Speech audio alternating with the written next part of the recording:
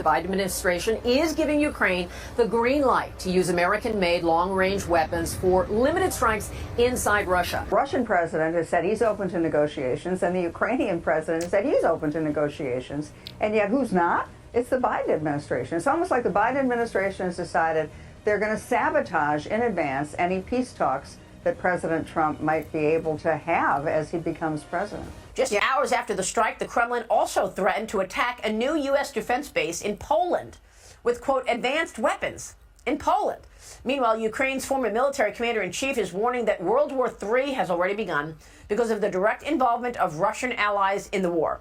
This, as senior North Korean general, a North Korean general was reportedly wounded in a recent Ukrainian strike on Russia's Kursk region, where more than 10,000 North Korean troops are deployed. Joining me now, former Trump Deputy National Security Advisor and CPAC board member, KT McFarland. KT, thanks very much for being here. Things are getting awfully serious here in this war. Yeah, serious in two ways. I mean, one, President Trump has said he's going to negotiate an end to the war very quickly. The Russian president has said he's open to negotiations, and the Ukrainian president has said he's open to negotiations. And yet who's not? It's the Biden administration. It's almost like the Biden administration has decided they're going to sabotage in advance any peace talks that President Trump might be able to have as he becomes president. Yeah, I mean, and by the way, when I say this is becoming serious, obviously I recognize this has been serious from day one. People are dying.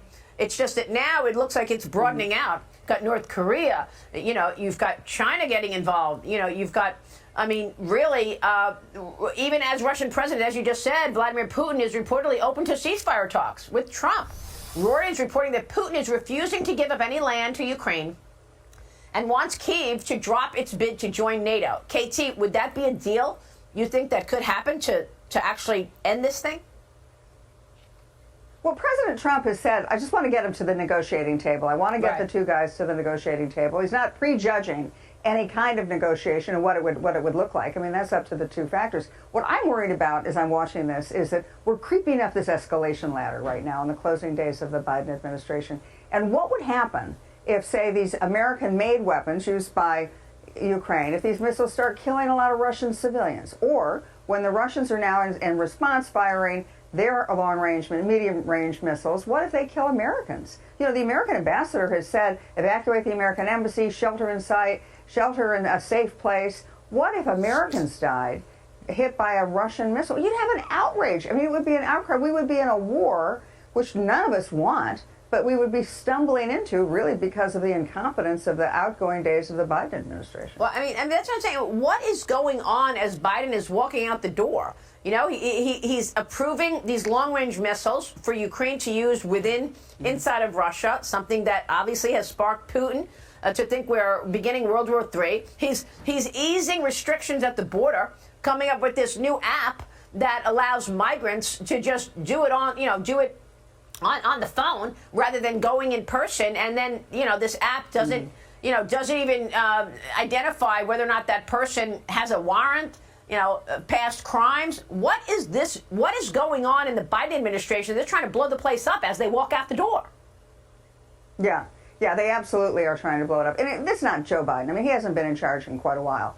It's the people around him who are really the same people who were in the Obama administration. Good point, yeah. They're so angry Trump won the first time they tried to sabotage any foreign policy moves President Trump would make in his first term. Now they're really mad, and they're just trying to sabotage President Trump and hoping that he fails, and so then they'll be back in charge. But what's happened is that they're putting the security of the United States at risk in their anger and their venom. Yeah, I mean, that's exactly the point. Meanwhile, let's talk about Israel for a moment. The International Criminal Court issuing arrest warrants for Israeli Prime Minister Benjamin Netanyahu and his former defense minister, Yoav Gallant. The ICC claiming that Netanyahu and Gallant have committed war crimes and crimes against humanity during Israel's war against Hamas. A spokesperson for the U.S. National Security Council says the court does not have jurisdiction and that the U.S., quote, fundamentally rejects this decision, KT. Of course, no mention of the fact that, it was Hamas on last October 7th who sparked this war. Here there are two problems with this. One, the International Criminal Court, which the United States, by the way, we are not a signatory to that. So we don't go with their rulings. And when we're not a signatory because the Constitution is sovereign in the United States, not some global international body made up of unelected, faceless, nameless bureaucrats, global elitists. So we're not a signatory, but more than 100 countries are, including, for example, Great Britain. So technically, if, let's say, Bibi Netanyahu is going to visit Britain, or he wants to go to France, or he wants to stop over and change planes or refuel, he could be arrested, he could be put in handcuffs, he could be taken to the International Criminal Court and tried for war crimes. Now, this is an organization that has a history of being anti-Semitic and anti-Israel. It's like the world is going crazy. Thank goodness. I mean, even in the closing days of the Biden administration, people are against that. And President Trump has already said, you know, there'll be repercussions. If Britain or anybody else tries to arrest Bibi Netanyahu, there'll be repercussions with American foreign policy. And given the sensitivity of this change and military operations, the White House and the Pentagon are not commenting publicly on this. Hallie? And Kelly, this is almost certain to come up where you are in South America as the President-elect Trump's pick for National Security Advisor, Florida Congressman Michael Waltz, says the president-elect is already working with the Biden administration on national security. Jake Sullivan and I have had discussions. We've met. For our adversaries out there that think this is a time of opportunity, that they can play one administration off the other, they're wrong. And we are hand in glove. We are one team with the United States in this transition. How about that? Waltz also says the incoming Trump administration is focused on bringing the war in Ukraine to an end. Well, the president-elect has been very concerned about the escalation and where it's all going. Our allies have now, extended the range of their missiles as well. So we need to bring this to a responsible end. We need to restore deterrence, restore peace, and get ahead of this escalation ladder rather than responding to it. Dan Hoffman is a former CIA station chief and a Fox News contributor, and he joins me now. Dan, good morning to you. So what do you think about that? Is it up to the President of the United States to determine an end to a war between Russia and Ukraine? And if so, what does a responsible end to this war look like? Well, it's just one of many very wickedly complex national security challenges that the Biden administration is leaving behind for the incoming Trump administration. I think the key question is, where do we get leverage over Russia to induce the Russians to stop raining down hell on Ukrainian civilians? Remember, Russia started this war. Their goal was to topple the government in Ukraine and create a puppet regime that would support the Kremlin.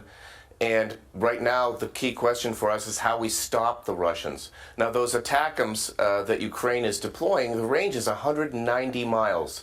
Yevgeny Prigozhin, the leader of Wagner Group, got a lot farther than that when he launched his failed coup a couple of summers ago against Vladimir Putin. Ukraine is using those missiles now to target Russian military sites in the Rostov military district in Bryansk. And that might be one way that Ukraine demonstrates that it's not in Russia's interest to stay in the fight. The Russians have suffered hundreds of thousands of casualties. Finland and Sweden are now NATO members. And Europe has been awakened from a post-Cold War slumber, more committed to defense than ever. So there's the potential here for a deal. It's going to be very challenging for the Trump team. Okay, so NATO and Ukraine are going to meet on Tuesday after Russia attacked Ukraine with this experimental hypersonic ballistic missile. There has been a big escalation in recent weeks when it comes to both sides of this war. So analyze that. What does that mean? Why is that escalation happening now, and where is it all going? Well, I think we've got to be careful how we frame this. Vladimir Putin wants us to believe that giving Ukraine the right to fire these ATACMS missiles into Russian territory just a couple hundred miles is escalation, when in fact it's Russia that is responsible for this brutal and barbaric war. The two things that the Biden administration always said was that they didn't want a direct conflict with Russia, and they didn't want a nuclear war with Russia. And Putin has used that brinkmanship style to induce the Biden administration never to give Ukraine what they needed and when they needed it. This is ultimately a failure of the Biden administration's senseless as long as it takes strategy, which assumed we had an indefinite amount of time to reach a conclusion to this conflict. So again, I think the key for the United States, for the Trump team, is what kind of leverage can we bring to deter Russia in the future, but also induce them to come to the peace table now. And one way to do it is what National Security Advisor designate Michael Waltz is doing, which is with this bipartisan consensus that we're seeing with the Biden team and showing that there are no holes there, no disagreements between Democrats and Republicans on how to take this thing to its conclusion. Yeah, I love that message. When it comes to national security and these major global issues, we are united as a country moving forward. That's great. Let's talk about the Middle East really quickly. So Israel and Hezbollah are reportedly on the verge of a ceasefire deal. One Israel official told Axios, quote, the direction is positive, but that several issues remain unresolved and it's not a done deal. Your reaction to that? Yeah, well, again, this is another one of those national security threats that are going to be left to the new administration. Israel wants their southern border to be peaceful and secure. And that means that Hezbollah is going to have to move back behind the Litani River. The question is, who is going to secure the southern Lebanon? The UN has been unable to do it. The Lebanese army, so far, unable as well. But Israel wants to move their citizens back into northern Israel. 60,000, 70,000 of them had to flee, and that's had a serious impact on them and also on the economy. Yeah. But again, another real challenge for the United States going forward. Yeah, with Israel fighting a war on multiple fronts, it is certainly going to be a challenge to wrap that one all up as well. Dan, we have to leave it there. Thank you.